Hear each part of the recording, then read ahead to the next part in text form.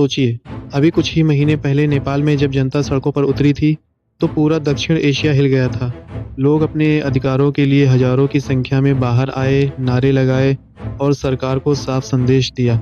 अब और नहीं, वो तस्वीरें आपने देखी होंगी, सड़कें भरी हुई, हाथों में झंडे और चेहरे पर गुस्सा। अब वैसी ही तस्वीरें भारत के सबसे ऊंचे और रणनीतिक रूप से अहम इलाके लद्दाख से सामने आ रही हैं। लद्दाख, जिसे हम अक्सर सिर्फ उसकी खूबसूरती और बर्फ से ढके पहाड़ों के लिए जानते हैं, आज राजनीतिक भूचाल का केंद्र बना हुआ है।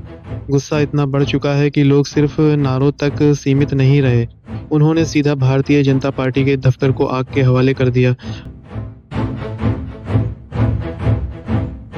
कहानी की शुरुआत 2019 से होती है, जब सरकार ने जम्मू और कश्मीर से अनुच्छेद 370 हटाया और लद्दाख को अलग कर एक नया केंद्र शासित प्रदेश बनाया। उस समय लद्दाख के लोगों में खुशी थी, बड़े वादे किए गए। लद्दाख का भविष्य सुरक्षित होगा, सीधा दिल्ली से विकास मिलेगा, स्थानीय लोग और ज़्यादा सशक्त होंगे। लेकिन कुछ ही महीनों में सच्चाई सामने आने लगी। लद्दाख को विधानसभा नहीं दी गई, सिर्फ प्रशासनिक नियंत्रण रहा और हर बड़ा फैसला दिल्ली से तय होने लगा। धीरे धीरे लोगों को लगा कि उनकी पहचान और प्रतिनिधित्व दोनों खतरे में है। गुस्से की असली वजह, लद्दाखी जनता कह रही है कि यह लड़ाई राजनीति की नहीं बल्कि अस्तित्व की है। उनकी मुख्य मांगें हैं: संविधान की 6ठी अनुसूची में शामिल होना, जमीन और नौकरियों पर बाहरी लोगों का नियंत्रण न हो, लद्दाख ऑटोनोमस हिल डेवलपमेंट काउंसिल को असली ताकत मिले। लोगों का तर्क है कि अगर ये सुरक्षा नहीं मिली तो आउटसाइडर्स की एंट्री बढ़ेगी और उनका स्थानीय संस्कृति और पारंपरिक जीवन दोनों मिट जाएंगे। शुरुआत में आंदोलन शांतिपूर्ण था, लोग रैलीज निकालते थे, पिटीशंस भेजते थे, लेकिन जब कोई ठोस जवाब नहीं मिला तो गुस्सा बढ़ता गया। हालात तब बिगड़े जब भीड़ ने नारों और मार्चेस से आगे बढ़कर बीजेपी के दफ्तर को निशाना बना लिया।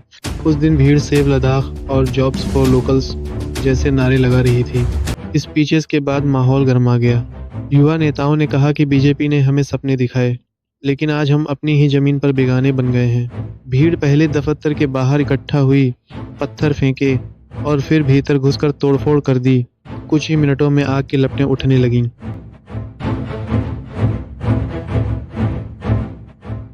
पुलिस पहुंची और लाठी चार्ज तथा आंसू गैस का इस्तेमाल किया गया। कई लोगों को हिरासत में लिया गया, इंटरनेट धीमा कर दिया गया, लेकिन तब तक दफ्तर जल चुका था। यह सिर्फ एक इमारत नहीं बल्कि टूटी हुई उम्मीदों का प्रतीक बन गया। बीजेपी ने कहा यह कांग्रेस और कुछ अलगाववादी ताकतों की साजिश है, लेकिन स्थानीय नेताओं का कहना था यह साजिश नहीं, जनता का असली गुस्सा है।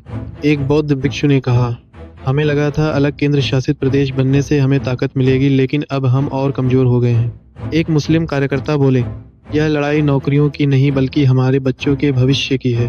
1995 में बनी लद्दाख हिल डेवलपमेंट काउंसिल से लोगों को उम्मीद थी कि उन्हें आत्मशासन मिलेगा, लेकिन काउंसिल की पावर्स काफ़ी सीमित है। असली ताकत दिल्ली के अधिकारियों के पास है। यही कारण है कि लोग काउंसिल को और मजबूत करने की मांग कर रहे हैं।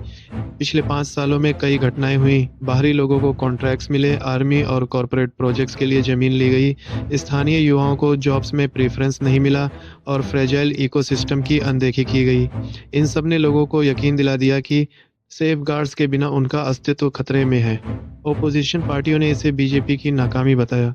कांग्रेस और लेफ्ट का कहना है कि सरकार को तुरंत 6th शेड्यूल लागू करना चाहिए। बीजेपी दुविधा में है, अगर मांगे मानती है तो प्रेसिडेंट बन जाएगा, अगर नहीं मानती तो अनरेस्ट और भड़क सकता है। लद्दाख सिर्फ एक क्षेत्र नहीं है, यह भारत, चीन और पाकिस्तान की सीमाएं मिलती हैं। गलवान क्लैश पहले ही दिखा चुका है कि यह इलाका कितना संवेदनशील है। विशेषज्ञ मानते हैं कि अगर दिल्ली और लद्दाख के बीच भरोसा टूट गया तो चीन जैसे विरोधी इसका फ़ायदा उठा सकते हैं। ये आंदोलन किसी एक समुदाय का नहीं है, बौद्ध और मुस्लिम दोनों साथ हैं, युवा, महिलाएं और छात्र ग्रुप सबसे आगे हैं। यानी यह आंदोलन गहराई तक पहुंच चुका है। 3 संभावनाएं हैं। अगर सरकार मांगे मान ले तो हालात संभल सकते हैं, अगर सरकार सख्ती करे तो गुस्सा और बढ़ेगा, और अगर सरकार समय खींचे तो यह एक लंबा संघर्ष बन सकता है। तो दोस्तों, यह है लद्दाख के आंदोलन की पूरी तस्वीर। यह सिर्फ राजनीतिक एजिटेशन नहीं है बल्कि पहचान और भविष्य की लड़ाई है। नेपाल ने दिखाया कि जब जनता एकजुट होती है तो सरकारें झुकने पर मजबूर होती हैं। लद्दाख भी अब उसी मोड़ पर खड़ा है। सवाल है, क्या सरकार समय रहते समाधान निकालेगी या यह संघर्ष और गहराएगा?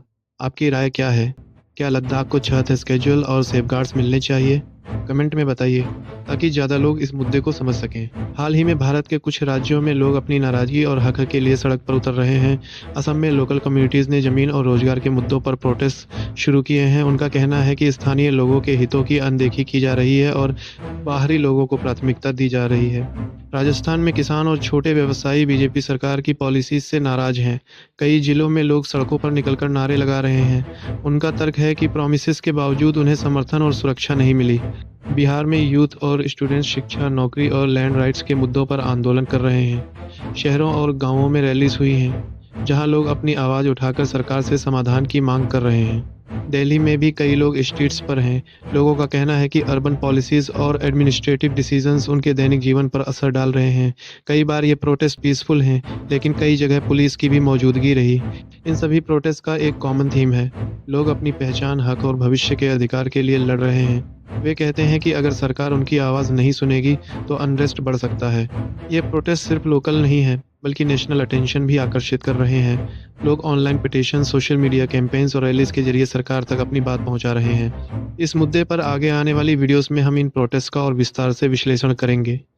देखेंगे कि सरकार की रिस्पांस कैसी रही और भविष्य में संभावित डेवलपमेंट्स क्या हो सकते हैं। तो दोस्तों, यह वीडियो सिर्फ एक झलक है। आप कमेंट्स में बता सकते हैं कि आपको किस राज्य के आंदोलन के बारे में सबसे ज़्यादा जानकारी चाहिए, और अगर यह जानकारी उपयोगी लगी हो तो इसे शेयर करना मत भूलिए।